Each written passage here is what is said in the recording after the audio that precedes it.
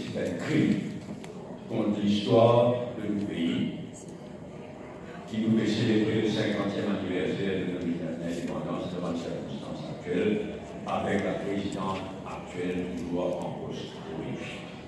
C'est un crime contre l'histoire de notre pays.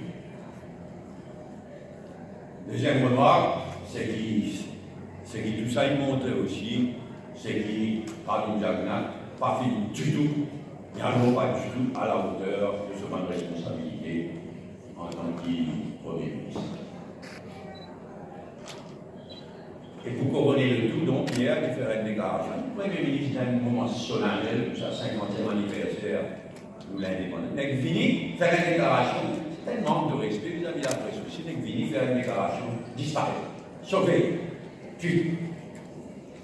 Et tout ça m'a montré qu'il va intervenir à la hauteur de sa responsabilité et qu'il disait financière en sorte qu'il a président actuel inhalé tranquillement à l'occasion de sa 12 mars. Troisième point, il y a la Gazette qui écrit qui étant donné l'opposition en faveur qui président actuel allait.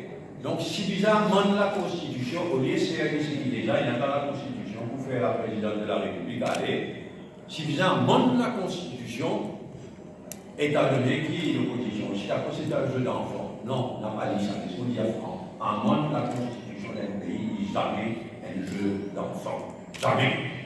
Il ne faut pas servir, il ne faut pas y avoir de l'artifice, ça il ne faut pas servir à l'expression. La Constitution, c'est la loi suprême du pays. Alors, en une Constitution, ils ont bien réfléchi, ils ont bien discuté. Donc, ce n'est pas une jeune enfant, ça.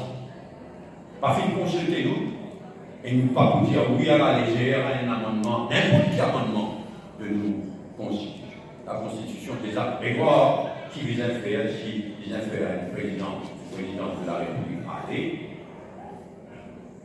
Mais, on réclame un amendement constitutionnel, jamais un jeu d'enfant. Il est triste aussi qu'il par manière de faire du gouvernement, Premier ministre, le président de la République, c'est un manque de respect vis-à-vis de invités étrangers, et à commencer par le président de la République de l'Inde. Mais nous sommes dans une situation bien embarrassante. Nous excusons ça. C'est un manque de respect, manière de faire le président de la République, manière de faire le Premier ministre. Il y a un manque de respect vis-à-vis du invité, à commencer par le président de la République de l'Inde. Et on peut terminer en disant, étant donné qu'il me trouve un titre dans la Gazette ce matin, etc., au moment que ce qui peut arriver, au moment que la présidente de la République peut aller, le président actuel peut aller, laissons le plus au clair qu'il n'y a aucune tractation et qu'il n'y a aucun rapprochement entre le MMM et le MSF. Que ce soit parfaitement clair.